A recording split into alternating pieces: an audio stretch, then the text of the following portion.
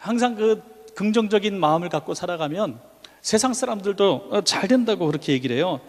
세계적인 사회학자인 커밍 위크라고 하는 사람이 이런 얘기를 했습니다. 잘 되는 사람은 4가지 면에서 뛰어나다. 첫 번째는 머리가 좋아야 된다.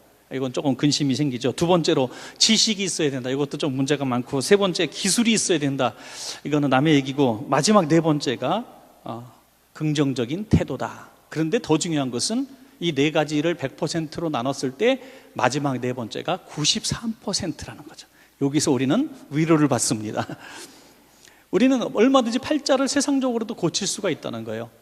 그렇다면은 세상 사람이 말한 성공의 비결 93%가 긍정적인 태도라면은 성경책이야말로 성공학의 모범 교과서라고 저는 생각합니다. 성경책을 보면 전부 다 긍정적이에요. 내 말한 대로, 내가 내 귀에 들린 대로 행하리라. 믿은 자에게 능치 못할 일이 없느니라. 내 믿음대로 되리라. 온통 믿음과 긍정적인 태도, 소망에 대해서 말씀하시는 것이 이 아주 믿음 덩어리가 바로 이 책이 아니고 무엇이겠습니까?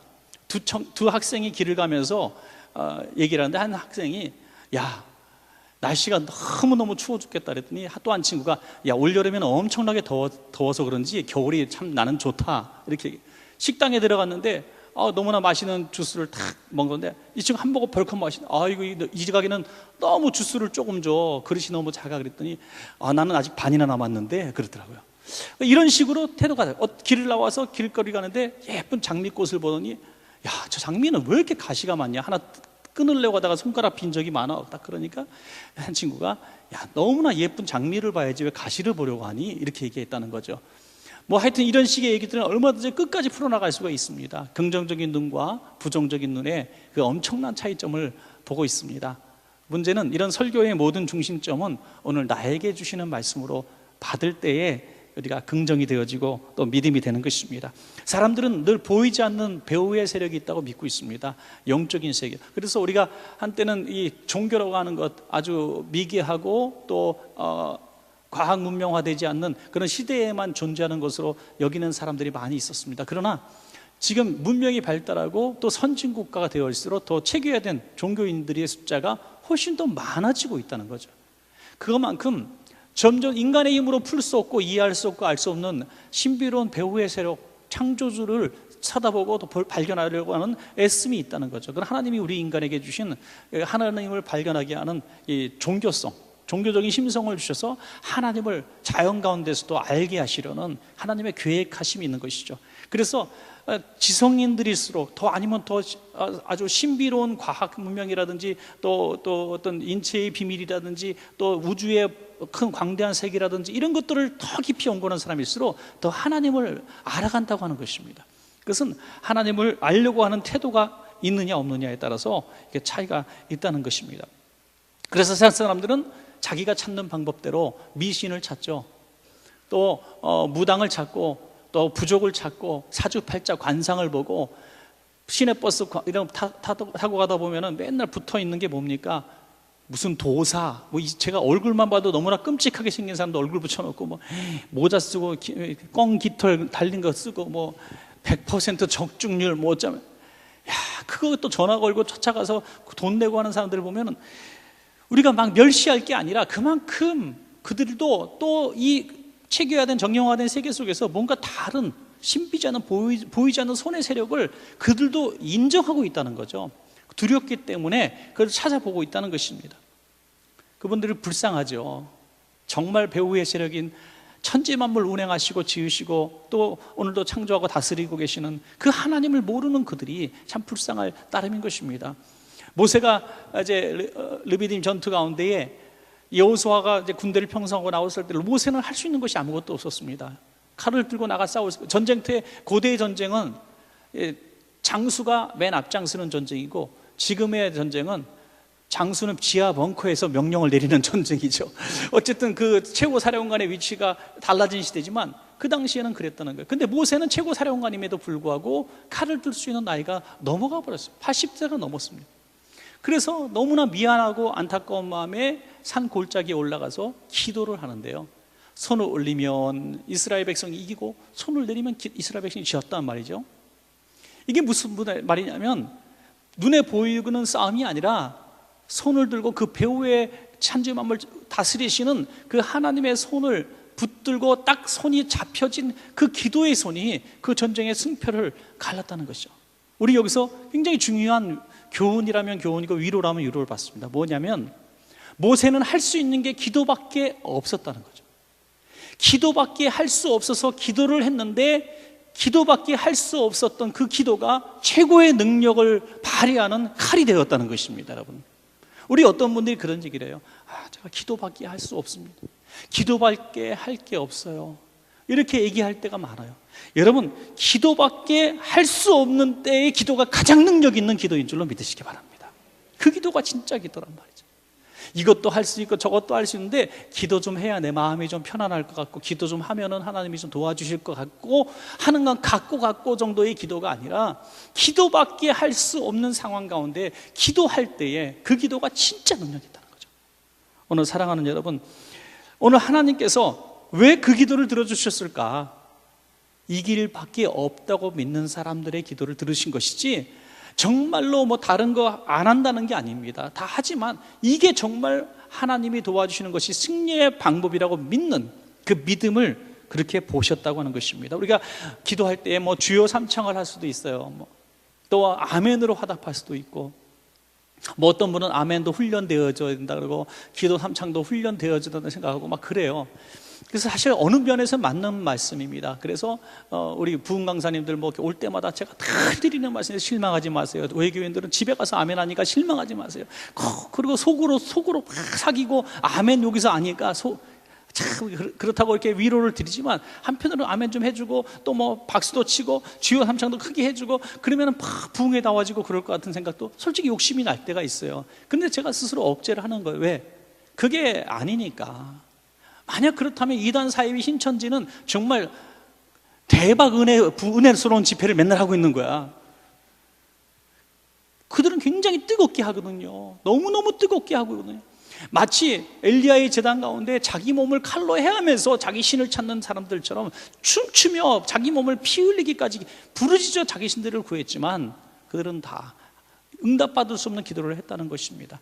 정말 중요한 것은 뭐냐면 누가 뭐라고 하지 않아도 손들고 주의 이름을 3번 부를 수밖에 없는 상황이 되고, 누가 뭐라고 말을 하지 말라고 해도 아멘 할 수밖에 없는, 아멘 할 수, 정말 내 마음속에 저절로 아멘이 나올 수밖에 없는 그런 상황 가운데 내가 아멘이 터져 나올 때 그 아멘에 정말 능력이 나타나기 때문에 저는 그것을 믿기 때문에 강조하지 않는 것일 수도 있습니다.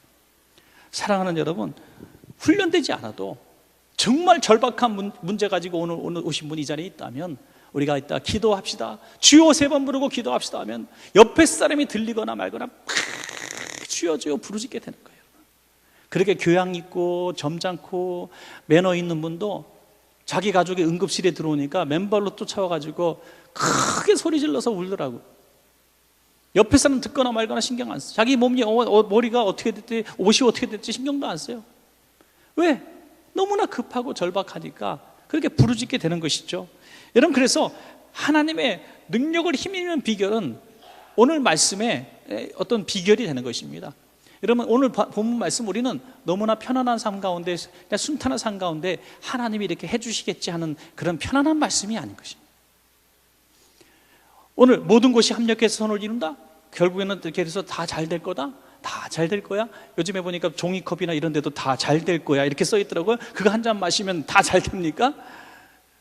이번에 이제 성탄절이 지나고 이제 또 신년 연합카드 이렇게 받게 되면은 뭐 거기에 뭐 잘 될 거야, 뭐 다 잘 될 거야, 뭐 이렇게 하는 그 메시지가 정말 다 잘 됩니까? 그렇지 않다는 거죠. 이 오늘 모든 것이 합력해서 선을 이루는 비결의 가장 중요한 전제 조건이 여기 있다는 거예요. 그게 뭡니까? 따라합시다. 하나님을 사랑하는 자. 아멘. 오늘 본문의 주제입니다. 하나님을 사랑하는 자. 합력해서 선을 이루는 것은 결과이지 우리의 목표가 되어서는 안 될 줄로 믿습니다. 결과라는 거예요. 많은 사람들이 교회 왔다 실망 가지고 돌아가고 또 다시 자기의 믿었던 종교로 돌아가고 교회를 안 나오고 하는 사람들이 왜 그러냐? 뭐 가나안 성도가 지금 안 나간 성도가 100만이 넘는다고 하는데 결국에는 다 뭐냐? 자기의 비전과 바람대로 이루어지지 않은 것 때문에 교회를 떠나는 거지. 정말 하나님을 믿는 사람은 잘 되든 안 되든 하나님을 떠날 수가 없는 것입니다. 우리는 그런 욕심을 가지고 신앙생활을 하면은 절대로 하나님을 사랑한다고 말할 수가 없어요. 어떤 교회에서 그 교회 근처에 있는 강가에 가서 야외 예배를 드립니다. 예배를 드리면서 목사님이 은혜로웠어요. 너무너무 기분이 다 강가가 아름다우니까 여러분 세상 걱정 근심 다 내려놓읍시다. 우리의 욕심도 욕망도 다 내려놓읍시다. 저 강가 보니까 얼마나 잔잔하고 아름답습니까? 여러분 우리의 명예 욕심, 권력 욕심, 재물 욕심 저 강에다가 다 갖다 버리시길 바랍니다. 그러니까 아멘 하고, 자 이제는 우리 찬양 부르면서 강가를 갑시다. 내 주의 은혜의 강가로. 그러면서 강가를 거니면서 주님의 은혜의 강가로 거니면서 내가 저기 버린 명예욕도 주시옵소서. 내가 저기 던져버린 권세도 주시옵소서. 내가 저기 던져버리는 재물도 좀 주시옵소서 하면서 강가를 걷고 있다는 거죠. 내가 버린 것을 다시 바라보고 기다려. 우리가 처음 예수님 믿고 주님 앞에 기도하는 첫 번째가 뭡니까? 주여 세상 욕심 다 버렸네. 세상 권세 재물 다 버렸네. 이제 주와 함께 저 천국을 향해서 가리. 이제 사명의 십자가 지고 가리. 이렇게 선포했지만 결국 우리가 신앙생활을 하는 과정 속에서 10년이 지나고 20년이 지나고 30년이 지났는데 직분이 올라가고 이제 나도 신앙의 연주도 있는데 지금 하는 기도가 여전히 주여 재물 주시옵소서, 권세 주시옵소서, 잘되게 해 주시옵소서, 이렇게 기도하고 있는 우리의 모습을 볼 때 도무지 잘하지 않은 우리의 모습을 보게 된다는 것입니다. 그래서 정말 우리는 이것을 우리의 목표가 아닌 자연스러운 결과로 우리가 이해되어지고 믿어질 때 하나님을 사랑할 수 있는 것의 본질이 무엇인지 발견하게 될 줄로 믿습니다. 여러분, 하나님을 사랑하는 것에 그러면 뭐가 하나님을 사랑하는 거냐 이거죠. 뭐를? 그 하나님을 사랑하는 전제가 있습니다. 첫째는 하나님을 내가 얼마나 생각하느냐. 여러분, 사람은 생각하는 게 힘이더라고요. 뭐 철학자 이야기를 떠나서 그냥 생각하는 게 힘이에요. 예. 그래서 생각을 많이 하면은 참 그렇게 발전적인 일들이 있더라고요. 저도 이제 주일날 설교 준비 끝내고 이렇게 제 방에 조그만 기도실이 있는데 꼭 거기 들어가서 이제 1시간 정도 가만히 기도하는데, 이제 기도하다 보면은 제가 준비한 설교가 자꾸 떠올라요. 그 설교 생각하지 말고 기도를 해야 되는데 자꾸 떠올라서 뚜루루 나와가지고 또 수정해요.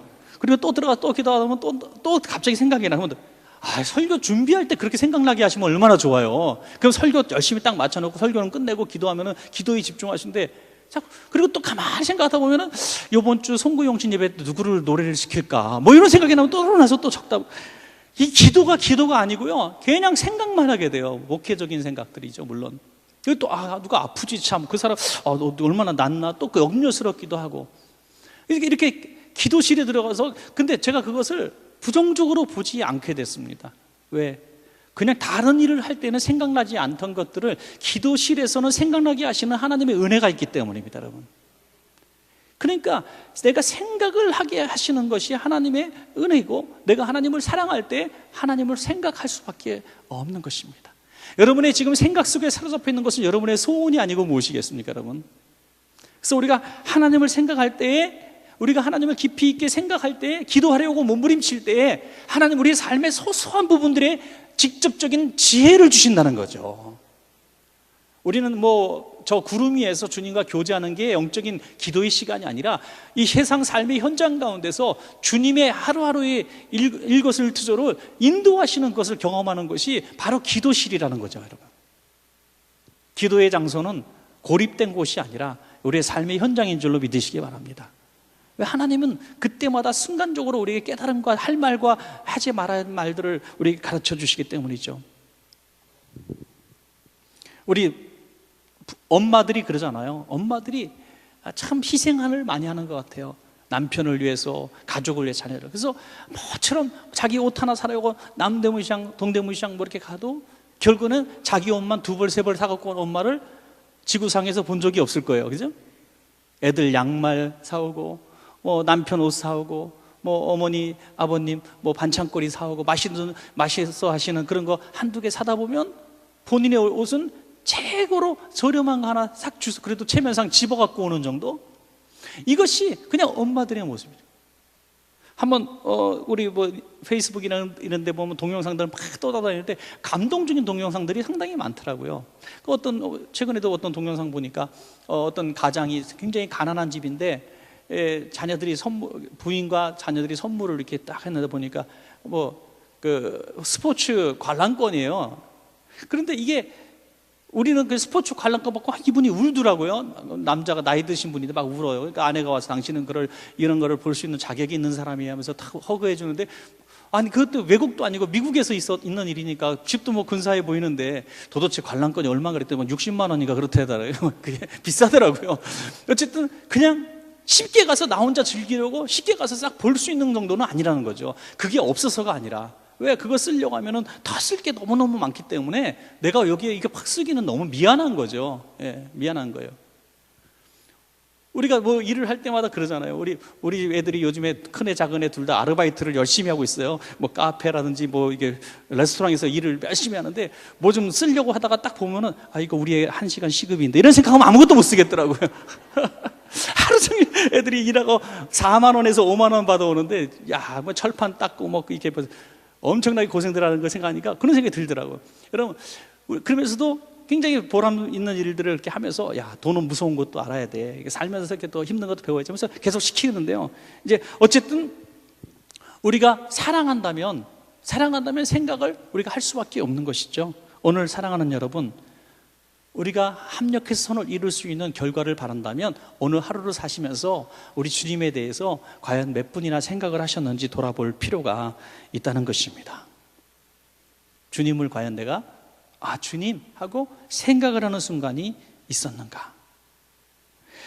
또한 두 번째로, 모든 것이 합력해서 선을 이루기를 원한다면 하나님과의 대화 시간이 내가 얼마나 있는가 하는 것들을 생각해 봐야 된다고 하는 것이죠. 하나님과의 대화, 친구도 만나야 친구다 그래요. 기도도 해야 기도가 되죠. 기도 안 하다가 기도하려면 10분 기도가 1시간보다 길잖아요. 그런데 기도를 꼭 기도실에서만의 기도가 아니라 그냥 생각하면서, 그냥 책 보면서도 이렇게 주님을 생각하는 것이 저는 기도라고 믿습니다. 그냥 기도를 생각하는 거예요. 왜 기도 시간에 오래 이렇게 기도실에 있다고 해서 그 기도 시간에 늦지 마라? 그런 건 아니에요. 우리가 항상 기도는 주님을 생각하는 것이 기도다. 제가 뭐 군생활 잠깐 했지만 군대 다닐 때 파견 부대 나갔다가 자대로 이제 저녁에 기도하는, 이거 1년 넘게 했거든요. 자대로 돌아오는데 발걸음이 되게 피곤한데 이제 각자 돌아가야 되는 거예요. 각자 대중교통 타고 돌아가서 제 이제 본부 가서 잠을 자는데, 가다가 조금 일찍 끝나는 날은 와서 제 시간이 한 30분에 1시간 딱 남아요. 내가 귀대 시간이. 그러면 제가 그때도 지금 생각해도 참 기특한 믿음이 있었던 것 같아요. 제가 생각해도 너무 기특해요. 뭐냐면 웃어야 되는데 아무도 안 웃으니까 진지하니까 이상한데, 하여튼 그때마다 제가 대부분 갔던 곳이 교회였어요. 그냥 제일 가까운 교회, 제가 부대하고 제일 가까운 교회 가면 뭐 대부분의 뭐 교회 그런 부대들이 교회들이 뭐 큰 교회들도 있었지만 그냥 부대 가까운 교회는 뭐 개척교회들이 많았어요. 그러면 상가 2층 교회 이런 교회, 지하실 이런 교회들입니다. 그냥 닥치는 대로 열린 교회 들어가면 그 장의자가 뭐 12개, 14개 뭐 이렇게 있잖아요. 그러면 한 군데 자리 잡고 두 다리 뻗고 딱 눕는 거죠. 딱 누워서 있으면 이제 부대 돌아가면 또 고참들 눈치 보고 또 뭐 청소도 해야 돼 이런 거 생각하는데, 거기서 1시간 딱 30분 누워 있으면요 그렇게 행복할 수가 없는 거예요. 그래서 저는 이 개척교회들, 아주 자그마한 상가교회들에 대한 그런 애틋한 마음들이 많이 있는 이유 중에 또 하나인 것 같아요. 누구든지 올 수 있는 교회, 누구든지 장의자의 두 다리 뻗고 누울 수 있는 그런 분위기. 여러분, 우리 교회만 해도 이렇게 번듯하고 화려한 건물이 그래도 나름대로 가지고 있잖아요. 그러니까 지나가던 사람이 만약에 들어와서 아무도 없는데 두 다리 뻗고 탁 쉬었다가 이런 분위기까지는 감이 안 나오죠. 그러니까 초라하고 냄새나고 막 연탄재 옆에 선대미처럼 쌓이고 술 먹은 사람 막 토하는 것도 있고 막 그렇게 지저분한 어두컴컴한 구석에 있는 교회지만, 거기 올라갔을 땐 저는 주님의 품 안에 있는 그런 여유로운 기도 시간을 갖게 될 수 있었다는 거죠. 최적의 기도의 장소는 바로 내 영혼의 쉼터라고 저는 믿습니다. 그래서 최적의 기도 장소는 내 영혼이 쉴 수 있는 것이죠. 여러분, 우리 원천교회 이 기도 장소가 여러분에게 쉼터가 되시기를 바랍니다.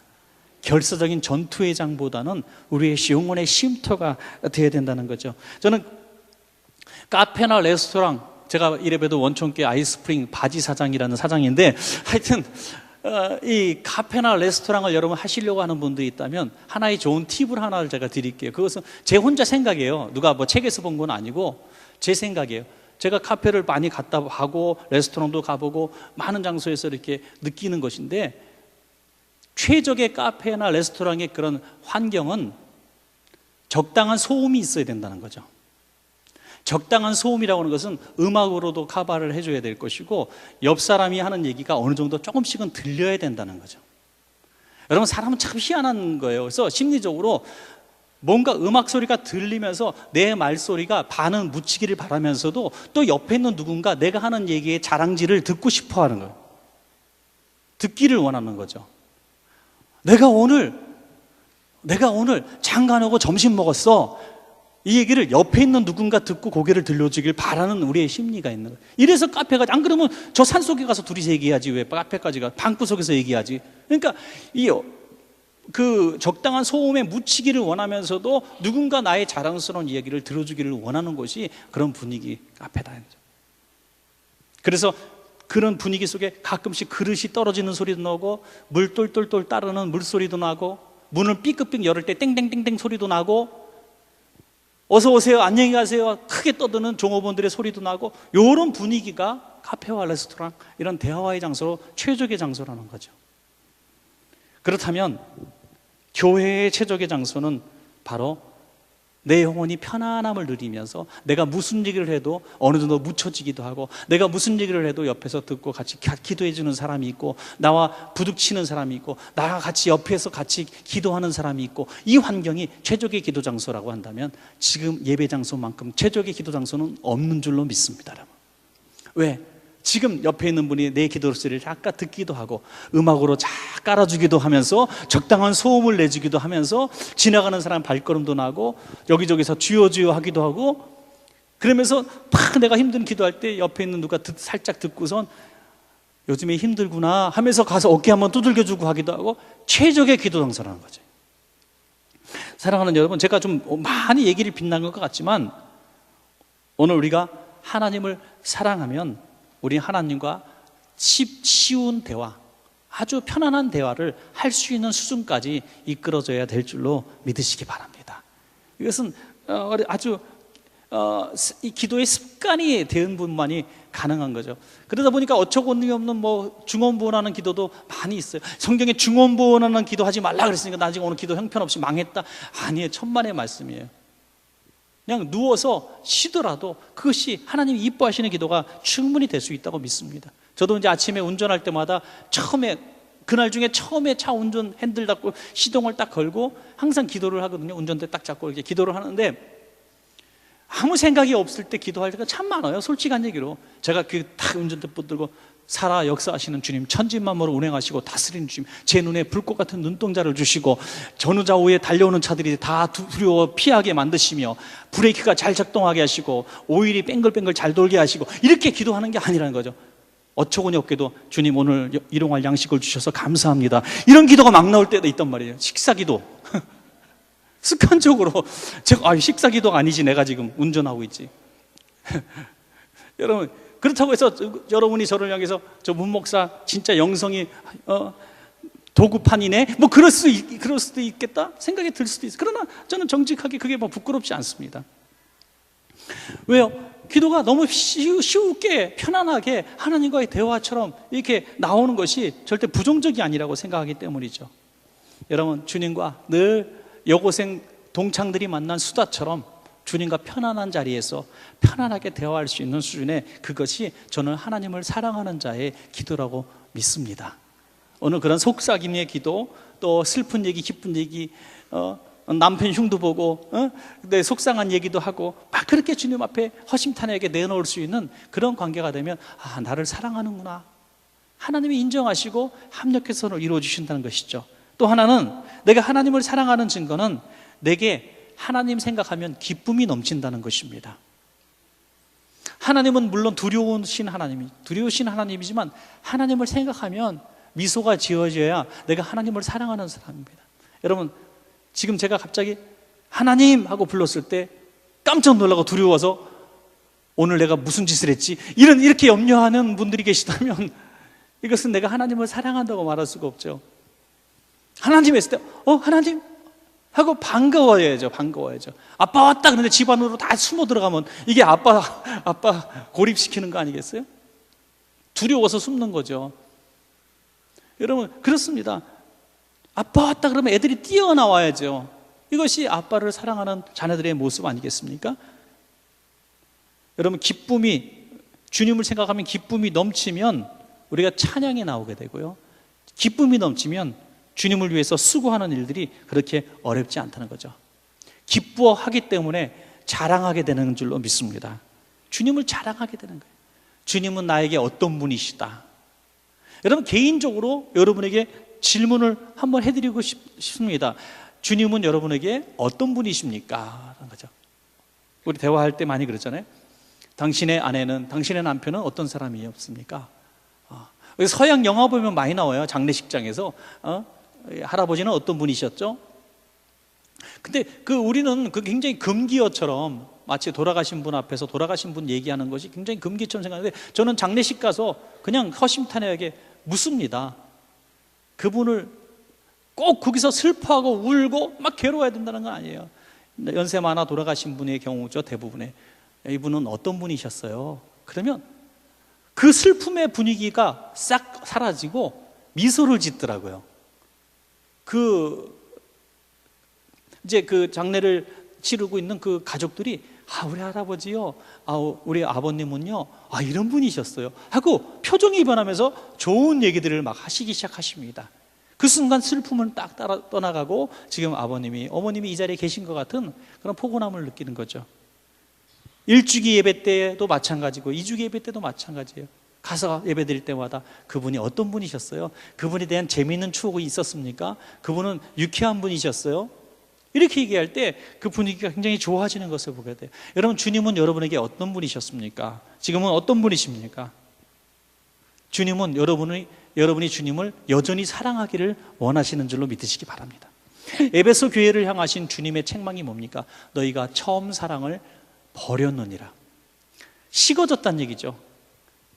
남녀간에 결혼해서 사랑하는 건 2년 정도 간다 그래요. 2년 정도. 그 사랑해서 사는 건 2년 정도고, 연세 많으신 분들이 하는 말이 맞더라고요. 왜 사닙니까? 그러니까 미안해서 살지, 정 때문에 살지, 고마워서 살지, 뭐 이렇게 얘기하시더라고요. 친구 같아서 사는 거죠. 이게 정이 들어서 사는 거죠. 고마워서 사는 거죠. 여러분, 주님과 사랑할 때 언제나 우리가 첫사랑처럼 펄펄 끓게 주님을 사랑하는 건 새신자 때 잠깐 하는 거죠. 그런데 오래오래 신앙하고 30년, 40년 신앙생활 했는데 계속 주님을 생각하면서 첫사랑처럼 그렇게 사랑할 수는 없어요. 그렇지만 버리지는 말아야 되는 거 아니겠습니까? 첫사랑을 날마다 회복하기 위해서 애를 쓰고 힘쓰는 우리의 모습은, 이거 굉장히 중요한 얘기입니다. 왜? 우리 안에 주님을 사랑하는 감정이 식어졌다고 한다면 이게 굉장히 중요한 얘기입니다. 내 촛대를 옮기리라 말씀하셨기 때문이죠. 너를 떠나겠다는 거예요.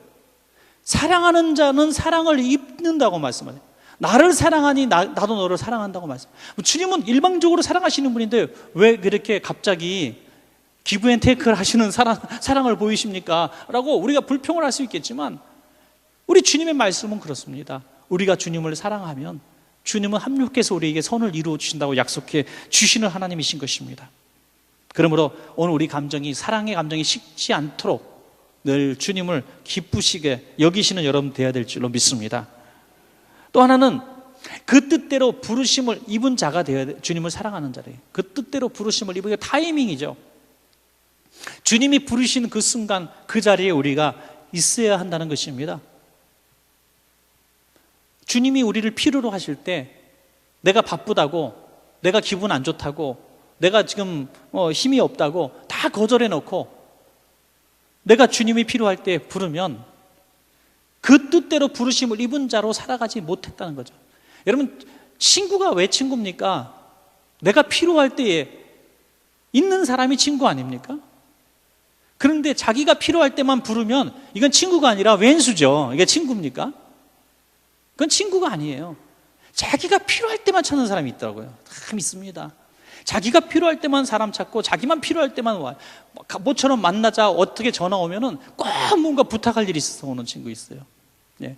그래서 제가 여러분 진짜 영업하시는 분들, 사업하시는 분들에게 진짜 또 하나 사업의 팁을 좀 드린다면, 잘 될 때, 좋을 때 조그만 거라도 뭔가 하나 주시면서 그냥 만나시기 바랍니다. 나중에 다 재산이 되고 돈이 되는 사람들이에요. 예. 평소에 관리를 잘 하셔야지, 여장 관리를. 그죠? 평소에 자랑하셔야, 그래야 나중에 정말 필요할 때 그분에게 부탁을 할 수가 있는 거죠. 항상 자기가 도움을 주려고 하는 순간은 없고 받으려고 하는 사람의 곁에 누가 있겠습니까? 주님께서 야, 내가 너가 필요하다 할 때 다 벗어던지고 다 내 시간 버리고, 내가 내 몸 약하고 내가 가진 것 없지만 주님 앞에 주님이 부르셨으니 내가 순종하겠습니다고 달려나올 수 있는 사람이 주님의 사랑을 입는 자요, 주님께서 나를 사랑한다고 인정하시는 분이 아니겠습니까? 믿습니까 여러분? 이게 주님 사랑하는 사람이지 뭐가 주님 맨날 기도할 때마다 주님을 사랑합니다, 내가 주님을 사랑합니다 하면서 주님이 정작 나를 부르실 때는 나 몰라라고 도망가 버리고, 필요할 때만 와서 주님 도와주세요, 내가 주님을 사랑합니다, 손 들고 찬양하고 눈물 흘리고 다 그 거짓부렁 누가 주님이 쏟겠습니까? 제가 청년회 사역할 때 청년들에게 제가 날카로운 말씀을 많이 줬던 것 중에 뭐냐면, 찬양 예배 드릴 때는 진짜 하나님을 사랑해서 불구덩이라도 갈 것 같아 이 청년들이. 그런데 청소는 아무도 안 하고 달아나 버리는 거거든요 얘네들이. 그러면 제가 막 예배 시간, 찬양 시간만 하나님을 사랑하고 청소 안 하면 뱅글뱅글 돌면서 안 해. 이게 무슨 하나님을 사랑하냐고요. 아주 오래전에 김한식 선교사님이 하신 말씀이 생각이 나요. 사랑은 뭐냐? 우유가 하나밖에 없는데 두 사람이 있는데 배고파 둘 다 죽을 지경인데 내 우유를 양보하는 게 사랑이다, 이렇게 말씀하시는데 제가 굉장히 와닿았어요. 사랑은 바로 희생이라는 거죠. 희생. 그 뜻대로 부르심을 입은 자가 되기 위해서는 주님을 위해서 희생의 자리에 요청받았을 때 희생하는 것입니다. 이거 타이밍이에요, 타이밍. 주님이 겟세마네 동산에서 제자들에게 요청을 하십니다. 주님이 뭐 부탁하시는 분이십니까? 어디 성경에 주님이 부탁하신 장면이 나옵니까? 명령이 가끔 있어요. 명령. 가서 나귀를 끌어오라, 야 먹을 것 좀 가져와라, 이렇게 오병이의 기적을 베푸실 때, 이럴 때는 주님 명령을 하시는 거지, 이거는 뭐 요청하시는 게 아니에요. 그러나 주님은 간절한 마음으로, 애틋한 마음으로 부탁하시는 장면이 여기에 저는 거의 유일하게 나온다고 보는 것이 겟세마네 기도 동산에서 나를 위해서 같이 기도해 달라는 것이죠. 얼마나 힘드셨으면, 얼마나 고통스럽고 외로우셨으면 그 사랑하는 제자들에게 나와 함께 기도하자고 기도의 동산을 끌어, 그 절호의 부르심, 그 절호의 타이밍을 그들은 놓쳐버리고 말았다는 거예요. 왜? 피곤했기 때문에. 피곤했기 때문에. 사랑하는 여러분, 주님이 우리를 부르시는 부르심의 순간 놓치지 마시기를 주의 이름으로 축원합니다. 여러분, 타이밍이에요, 타이밍. 그것을 순종할 때 주님 사랑을 증거를 내가 보이는 것이 될 것이고, 그 증거를 보일 때 우리가 이루지 못했던 수많은 일들이, 실타래처럼 엉켰던 일들이 합력해서 선을 이루어 주시는 것을 우리는 목격하게 될 줄로 믿습니다. 그래서 말씀하잖아요. 그 밑에 우리는 항상 그 주님의 나라와 의를 구하는 자들이 될 때 우리는 넉넉히 모든 것들을 이기게 되는 거지 내 힘으로 이기는 것이 아니라는 것입니다. 여러분, 마지막 하나는 하나님께서 내게 이루신 모든 일들이 선한 일일 줄로 믿으시기 바랍니다. 선한 일, 최선이라는 얘기죠. 좋은 결과라는 얘기입니다. 그러니까 내가 지금 이렇게 되면 안 되는데 하는 수준으로 가고 있다 할지라도 하나님 사랑을 포기하지 말아야 된다는 거죠. 하나님 사랑을 포기하지 않으면 합력해서 하나님이 이 모든 것들을 이루어 주신다는 것입니다. 지금은 고단하지만 열심히 주님을 사랑하는 그 일들을 우리가 순종하면 세상 그 결과를 보면 하나님이 다 내 일들을 이루어 가신 것을 나중에 보게 되는 거예요. 그래서 합력해서 선을 이룬 사람들의 공통점의 증거는 뭐냐면 하나님이 다 하셨어요라는 증거인 줄로 믿으시기 바랍니다. 본인이 열심히 한 거예요. 본인이 열심히 했습니다. 우리 성도님들이 봐도 야, 저 권사님은, 저 장로님은, 저 집사님, 저 목사님은 복 받을 짓만 해.